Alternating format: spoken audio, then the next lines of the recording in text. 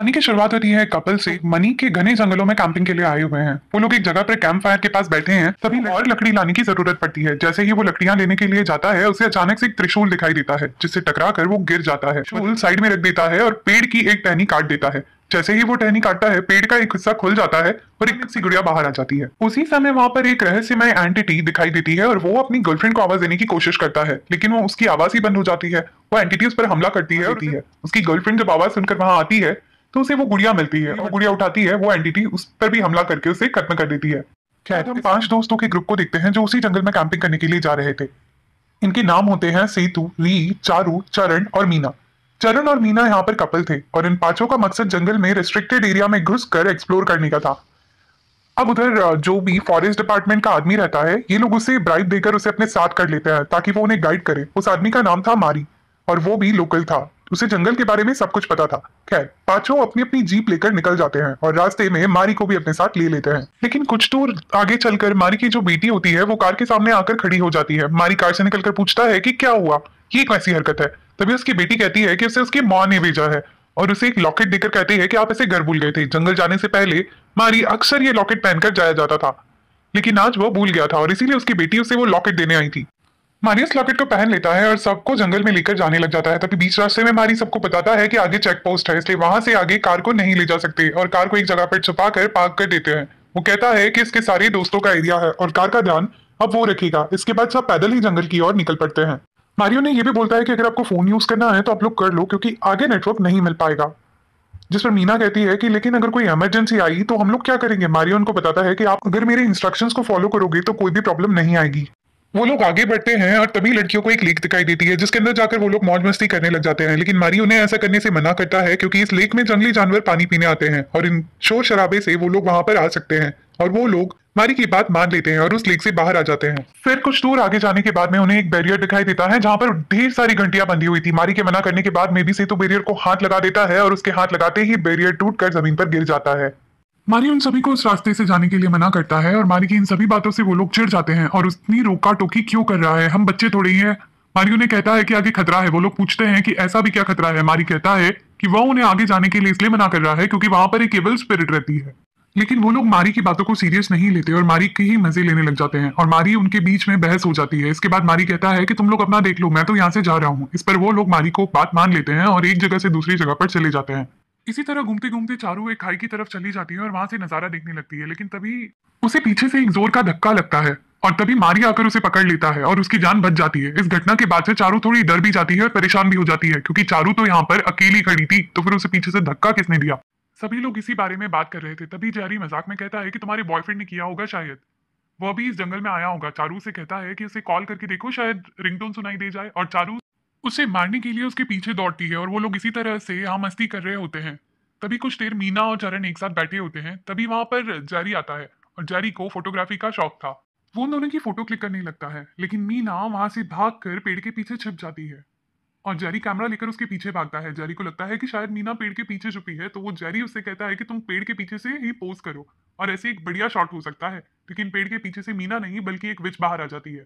ये देखकर जेरी बहुत ज्यादा डर जाता है और वहां से तुरंत ही भागता है। उन सबको बताता है कि यहाँ पर सच में कुछ गड़बड़ है और मारी सही बोल रहा था और उन्हें वहां से तुरंत ही चलना चाहिए। लेकिन कोई भी जेरी की बात को सीरियसली नहीं लेता और उल्टा उसे ही पट्टू बोलने लगते हैं। जेरी कहता है कि वो यहाँ से अकेले ही वापस चला जाएगा, जिस पर सेतु फिर से जेरी का मजाक उड़ाकर कहता है कि तेरे गुदे में इतना दम नहीं है कि तू अकेला वापस चली जाए। जिसके बाद जेरी उसे चैलेंज करता है कि अगर तुझमें दम है तो उस रास्ते से जाकर वापस आकर दिखा जहां से जाने के लिए मारी मना कर रहा था।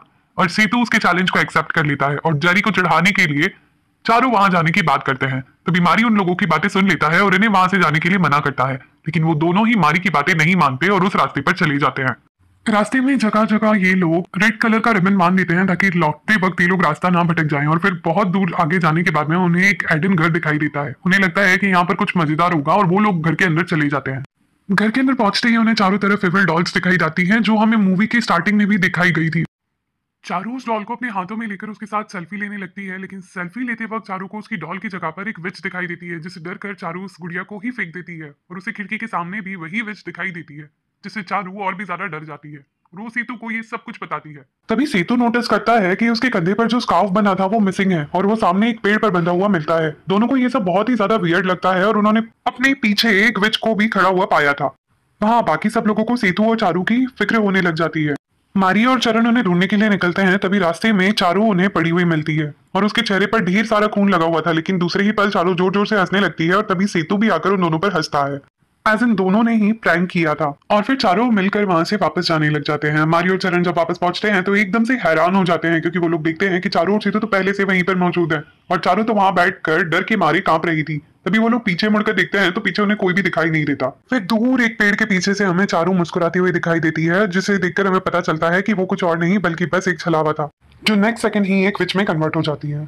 क्योंकि इन 6 मेंबर्स में से 4 लोगों ने अब तक एविल स्पिरिट को एक्सपीरियंस कर लिया था, तो वो लोग मारी की बातों पर यकीन करते हैं और मारी से इन्हीं सारी चीजों का एक्सप्लेनेशन मांगते हैं। मारी तब उन्हें बताता है कि ये सब एक एविल स्पिरिट कर रही है जिसका नाम पेची है और वो एक टाइप की स्पिरिट है। चारू और सेतु जिस घर में गए थे वो घर उसी डायन पेची का घर है। सालों पहले जब हमारे ट्राइब के लोग यहाँ पर रहा करते थे तब पेची भी उन्हीं में से एक। कमरे में ही पेची काले जादू और शैतान की तरफ उसका रुझान हो गया था और फिर काली शक्तियों को हासिल करने के लिए वो जंगल छोड़कर कहीं तो चली गई और सालों बाद एक बूढ़ी के रूप में वापस आई। साथ ही में वो अपने साथ में कई फॉलोअर्स को भी लेकर आई थी। हैरानी की बात तो ये थी कि वो सभी भगवान को नहीं शैतान के फॉलोअर्स थे। उसके वापस आते ही जंगल में अजीबोगरीब सी चीजें होने लगी थी और एक के बाद एक लोगों की मौतें हो रही थी। कुछ टाइम बाद विलेजर्स को पता चलता है कि ये सब पेची और उसके फॉलोअर्स कर रहे हैं। जब कुछ लोग पेची को मारने उसके घर पर गए तो पेची ने अपना काला जादू कर उन लोगों को ही मार गिराया, जिसके बाद उन लोगों को मुखिया यानी ट्राइबल चीफ उन सभी को लेकर एक साधु के पास जाते हैं। साधु ने बताता है कि पेची ये सारी हत्याएं अमर होने के लिए कर रही है और शैतान ने उसे अमरता का वरदान भी मिला है। इस पर वो जीव कहता है लेकिन वरदान तो भगवान देते हैं, शैतान कैसे दे सकते हैं? तो साधु बताता है कि शैतान ही इन लोगों का भगवान है। अब वैसे तो ऑफरिंग करने के बाद में ही वरदान प्राप्त होता है, लेकिन शैतान के केस में उल्टा होता है, जहां पर वरदान पहले मिल जाता है और बाद में ऑफरिंग दी जाती है। पेची जैसे ही इन सारी ऑफरिंग को कंप्लीट कर लेगी वैसे ही ऑटोमेटिकली अमर हो जाएगी। जिस पर सचिव पूछता है कि हम लोग पेची को कैसे खत्म कर सकते हैं। साधु कहता है कि पेची बहुत ही ज्यादा पावरफुल है और इसके सामने टिक पाना या उसे मारना इम्पॉसिबल है, इसलिए पेची को मारने के लिए तुम्हें उसकी नजर से बचकर उस तक पहुंचना होगा और उसे मारना होगा। इसके बाद सभी लोग चालाकी से पेची को चकमा देकर उसके पास पहुंच जाते हैं और उसके चेहरे पर कपड़ा बांधकर उसे मार डालते हैं। और फिर साधु पेची की आत्मा को एक गुड़िया के अंदर डाल देता है और गुड़िया को एक पेड़ के अंदर कील से ठोककर वहां पर गाड़ देता है। वहां पर घंटियों वाला बैरियर लगा देता है और उस रास्ते को हमेशा के लिए बंद कर देता है ताकि पेची हमेशा के लिए वहां पर ट्रैप होकर रह जाए और वो किसी को भी नुकसान ना पहुंचाकर मार सके। तब मारी कहता है कि अब समहाउ पेची आजाद हो चुकी है और हमें अपनी जान बचाने के लिए इस जंगल को तुरंत छोड़ देना चाहिए और इन सबके बाद में अपने सामान पैक करने लगते हैं। तभी जारी कहता है कि उसका कैमरा कहीं जंगल में खो गया है और मारी कहता है कि कैमरा ढूंढने में उसकी मदद करे। तो मारी उसे कहता है कि भाई कैमरा वैमरा भूल जाओ, बस अपनी जान बचाओ। लेकिन जारी कहता है कि कैमरा 5 लाख का है और उसके बिना तो वो वापस नहीं जाने वाला और जारी अकेले ही कैमरा लेने चले जाता है और ना चाहते हुए भी मारी को उसके पीछे जाना पड़ता है। खैर कुछ दूर चल के एक पेड़ के पास में ही जारी को उसका कैमरा मिल जाता है और उसकी रिकॉर्डिंग को चेक करने लगता है, जिसमें वो देखता है कि रिकॉर्डिंग में सिर्फ जारी दिख रहा था और मारी उसमें कहीं दिखाई नहीं दे रहा था। लेकिन जब वो पीछे मुड़कर देखता है तो मारी वहीं पर खड़ा था। तभी पीछे से एक दूसरा मारी उसे दिखाई देता है। वो दूर से उसे इशारा करके बताता है कि जो सामने खड़ा है वो मैं नहीं हूँ और फिर वहां से भाग जाता है और जारी को लगता है कि ये जो सामने मारी है वो कोई शैतान है और वो उसे धक्का देकर वहां से भाग जाता है। भागते भागते मारी बहुत दूर निकल जाता है और थककर एक पेड़ के पास बैठ जाता है। वो अपने दोस्तों को आवाज लगाता है बट उसे सुनने वाला कोई नहीं होता। जारी बहुत ज्यादा परेशान हो जाता है, उसे लग रहा था कि उसे बचाने वाला कोई भी वहां पर नहीं है। तभी सामने से उसे मारी भागता हुआ दिखाई देता है और जारी उसके पीछे भागता है तो देखता है मारी पेड़ की दूसरी तरफ मुंह करके खड़ा हुआ है। जैसे ही वो उसे देखने के लिए वहां पर जाता है तो एकदम से डर जाता है, क्योंकि वो मारी नहीं बल्कि एक छलावा था जिसने जेरी का रूप ले लिया था। असल में जेरी जिसे धक्का देकर भागा था वही असली मारी था और वह वाला मारी एक छलावा था जो कि चालाकी से जेरी को सबसे दूर लेकर आ गया था। अब जेरी वहां से भागते भागते पेची के घर में चला जाता है। मारी जैसे ही अंदर जाता है पेची उस घर में बंद कर लेती है और जेरी जोर जोर से दरवाजा पीटने लग जाता है। इसी बीच जेरी का चश्मा गिर जाता है और जैसे ही वो चश्मा उठाकर दोबारा लगाता है उसके सामने पेची दिखाई देती है जो एकदम से उस पर अटैक कर देती है। इधर चरण भी जब उन लोगों को देखने के लिए जाता है तो वहां उसे मारी मिलता है। मारी उसे बताता है कि हम लोग यहाँ पर कैमरा ढूंढने आए थे और जेरी को कैमरा मिला, लेकिन पता नहीं अचानक से उसे क्या हुआ, वो मुझे धक्का देकर वहां से भाग गया। इधर जब बाकी सबको पता चलता है कि जेरी गायब है तो हर कोई परेशान हो जाता है, क्योंकि जेरी मारी के साथ ही था, इसलिए सब मारी पर ही गुस्सा करने लग जाते हैं और इन लोगों को लगता है कि ये सब जो भी है ये सब मारी कर रहा है। लेकिन मारी खुद को निर्दोष बताता है और कहता है कि ये सब पेची कर रही है, लेकिन कोई भी उसकी बातों पर विश्वास नहीं करता और सेतु मारी से भी लड़ पड़ता है और वो कहता है कि जेरी को तुमने ही गायब किया है और अब जल्दी से बता दो कि तुमने जेरी को कहाँ छुपाया है। तभी दूसरी तरफ चारू अचानक से कहीं चली जाती है और चरण और मीना उसे ढूंढने लगते हैं। थोड़ी ही देर में चारू ने मिल जाती है, लेकिन वो भी बहुत अजीब सी हरकतें कर रही थी। तभी सडन फ्लैश की तरह पेची आती है और उसे एकदम से पकड़कर ले जाती है। अब वह सब इतनी तेजी से हुआ कि लोग पेची को देख तो नहीं पाए थे, लेकिन इतना उन्हें पता चल गया था कि इस जंगल में कोई ना कोई तो ऐसी चीज है जो इन लोगों को एक एक करके मार रही है। अब दोनों वहां से भागते हैं। मारी और सेतु को पता चलता है कि चारों को कोई पकड़ कर ले गया है। दोनों भी उन्हीं के साथ में भागते हैं। मारी इन सबके आगे भाग रहा था। भागते भागते मारी बहुत आगे निकल जाता है और जब वो पीछे पलट कर देखता है तो पीछे कोई भी नहीं था। दूसरी तरफ से हम देखते हैं कि उन तीनों के आगे भी मारी भाग रहा था, जो मारी नहीं बल्कि असल में एक छलावा था जो उन्हें भटका कर पेची के घर की तरफ ले जा रहा था।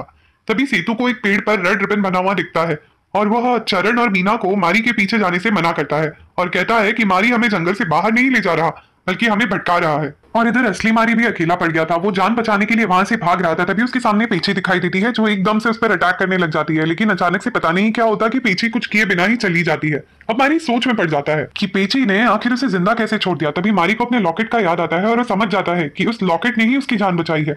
इधर बाकी तीनों को बिल्कुल भी पता नहीं चल पा रहा था कि आखिर यहाँ पर हो क्या रहा है और उन्होंने ह्यूमर्स को फॉलो करते हुए वापस उस जंगल वाले घर पर ही आ जाते हैं। तब सेतु और चरण नोटिस करते हैं कि अब मीना उनके साथ नहीं है और दूसरे पल ही मीना उनके घर के दरवाजे के सामने दिखाई देती है और तभी मीना को भी कोई पकड़ कर ले जाता है। अब सेतु ये देखकर एकदम से डर रहा था, भाग जाता है और चरण मीना को देखने घर से अंदर आता है। वो देखता है कि मीना वॉल से लगकर खड़ी हुई है और अपना सर दीवार पर बार बार टकरा रही है। आज मीना यहाँ पर अपने होश में नहीं थी। इधर भागते हुए सेतु को अचानक से जैरी मिल जाता है जो कि काफी घायल हालत में था और वह दर्द के मारे कर रहा था। उसके पैर और हाथ दोनों टूटे हुए थे। सेतु उसे सहारा देता है और उसे अपने साथ लेकर जाता है। अचानक से जैरी एकदम शांत हो जाता है। सेतु को अजीब सा लगता है क्योंकि पहले दर्द से इतना कराह रहा था और अब उसकी आवाज बिल्कुल भी नहीं आ रही।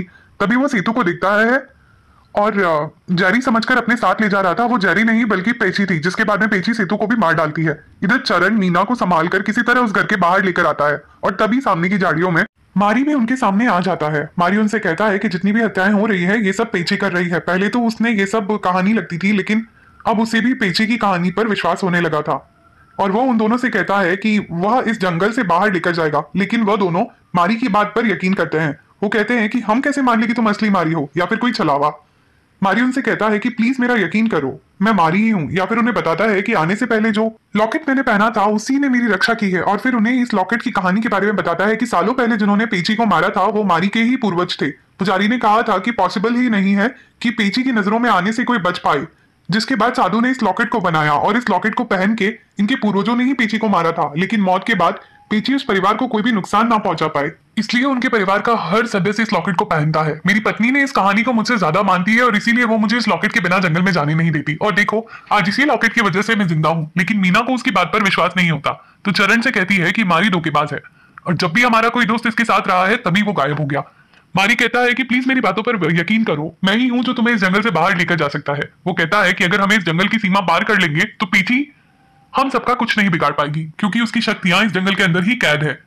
वो कहता है कि बस मेरा हाथ पकड़े रहना। इसके बाद तीनों एक साथ हाथ पकड़कर उस जंगल से बाहर निकलने लगते हैं। मारी उनसे कहता है कि कोई आवाज दे लेकिन पीछे मुड़कर मत देखना। अब रास्ते को तीनों लोग पार कर रहे थे, लेकिन इसी दौरान मीना अचानक से गिर जाती है और इससे पहले कि चरण और मारी मीना की मदद कर पाते एकदम से पीछे आकर मीना को ले जाती है। ये देखकर चरण एकदम से पागल हो जाता है और मीना को ढूंढने लगता है, लेकिन मारी उसे नहीं जाने देता और उसे पकड़े रखता है। लेकिन चरण किसी भी तरह से मारी से छूट कर वहां से भाग जाता है और मीना को ढूंढने लग जाता है। लेकिन कहीं पर भी उसे मीना नहीं दिखाई देती, बल्कि एक पेड़ के पास उसे सेतु का भूत दिखाई देता है और फिर वो पेड़ के पीछे से ही चारू और जेरी का भूत भी दिखाई देता है। तीनों मिलकर उसे हंसते हैं, हंट करते हैं और दूसरे ही पल तीनों वहां से गायब हो जाते हैं। जिसके बाद पेची चरण पर अटैक करने आती है, लेकिन फिर से एक अजीब सी चीज होती है और पेची चरण को मारे बिना ही वहां से चली जाती है। तभी चरण देखता है कि उसके जैकेट में मारी का लॉकेट अटका हुआ है। असल में मारी ने जब चरण को पकड़ा हुआ था तब चरण ने उसे धक्का देकर भागा था और उस वक्त वह लॉकेट मारी के गले से टूटकर चरण के जैकेट में अटक गया था और इसी लॉकेट की वजह से चरण की जान बच गई। अब चरण को इस लॉकेट की शक्ति पर भरोसा हो जाता है और वो लॉकेट को अपने हाथ में लपेट लेता है। इसके बाद वो जंगल से बाहर जाने का रास्ता ढूंढने लगता है और तभी रास्ते में उसे मारी का फोन गिरा मिलता है और सामने पेड़ के पीछे उसे मारी की लाश मिलती है। उसका गला कटा हुआ था और शर्ट खून से लथपथ थी। अब सब में चरण ने एक ऐसा अकेला बचा था जो जिंदा था। अब जब भी उसके पास में वो लॉकेट था, पीछे उसका कोई नहीं बिगाड़ सकती थी।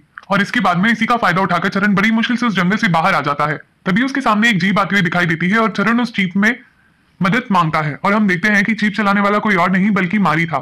वो दोस्त था जिसने हमें स्टार्टिंग में देखा था। तब सरप्राइजिंग चरण देखता है कि उस आदमी ने ऑलरेडी मीना को रेस्क्यू कर लिया था और मीना यहाँ पर जिंदा ही। व्यूअर्स को लगता है कि मूवी खत्म हो गई, लेकिन तभी एक कहानी में बहुत बड़ा ट्विस्ट आता है। वो आदमी चरण को ही मारकर बेहोश कर देता है और जब चरण की आंखें खुलती है तो वो खुद को उसी जंगल वाले घर में पाता है और वहां पर बांध कर रखा गया था। वो आदमी से मिन्नतें करता है कि सर प्लीज मुझे छोड़ दो और वहां से जाने दो। मीना के बारे में जब उससे पूछता है, लेकिन वो आदमी उसकी एक नहीं सुनता। और सबसे शॉकिंग बात तो ये थी कि मीना भी उसके साथ मिली हुई है और दोनों पेची के ही फॉलोअर्स हैं। असल में जैसे ही पेची आजाद हुई उसने एक पुरानी फॉलोअर को इसके बारे में पता चल गया और उसी ने इन दोस्तों को बताया था कि पेची वापस आ गई है और उसके मरने से पहले उसकी सिर्फ 13 ऑफरिंग्स बची हुई है, जिसमें से 2 तो उन्होंने ऐसे ही पूरा कर लिया था और अब सिर्फ 11 ऑफरिंग बची है। पर दिक्कत यह है कि पेची के एरिया में नॉर्मली कोई जाता नहीं और पेची अपने बाहर से एरिया से आ नहीं सकती और इन सभी को मीना को उसकी मदद करनी होगी, क्योंकि मीना पेची की सिर्फ फॉलोवर ही नहीं बल्कि एक सक्सीडर भी है। इसके बाद में मीना ने ऐसे लोगों को ढूंढा जो एडवेंचर और थल पसंद करते थे। उसके बाद में उन्होंने चारों दोस्ती बनाई और चरण के साथ में प्यार का नाटक किया और चालाकी से एडवेंचर करने के बहाने इन सबको यहाँ पर ले आई ताकि पेची इन्हें अपना शिकार बना सके। और मीना स्टार्टिंग से ही इन सबकी मदद कर रही थी, यहाँ तक कि मारी को पेची ने नहीं बल्कि मीना ने मारा था और उसी का गला काटा था। लास्ट में हम देखते हैं कि ये दोनों चरण को उसके घर में छोड़कर वहां से बाहर आ जाते हैं। इसके बाद में पेची चरण के सामने आती है और हम चरण की और हमें एक मैसेज दिखाया जाता है कि 13 में से 7 ऑफरिंग्स पेची ने कंप्लीट कर ली है और ऑफरिंग साफ है कि इसका सीक्वल भी देखने को मिल सकता है।